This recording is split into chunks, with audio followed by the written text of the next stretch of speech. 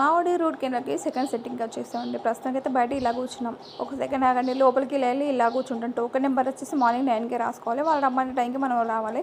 వచ్చిన కూడా తొందర పంపించాలండి, లోపల పేషెంట్ ఉంటారు కాబట్టి.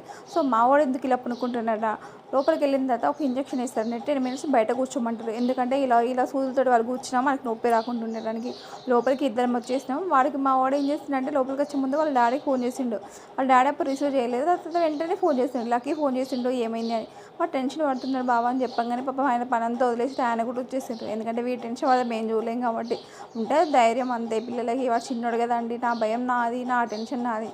సో వీడియో ఎలా తీసారక్క అంటే వీడియో సగం సగం తీసిన. అక్కడ చూడండి ఒక పిల్లడు ఉన్నాడు, అక్క వీడియో తీయద్దు, అక్క వీడియో తీయద్దని చెప్తూనే ఉన్నాడు. నేను సగం సగం సచ్చేసరికి సగం సగం తీసిన. అందులో ఇది కోతను వచ్చి నా ముందే నించున్నాడు. నాకు అరవ కొద్ది నాకు అసలే వీడియో తీయడం రాదు. దానికి ఇతను వచ్చి ఎదురుగానే నించున్నాడు. పక్క జరుగు అని అన్నా కూడా జరగకుండా అక్కడనే నించున్నాడు.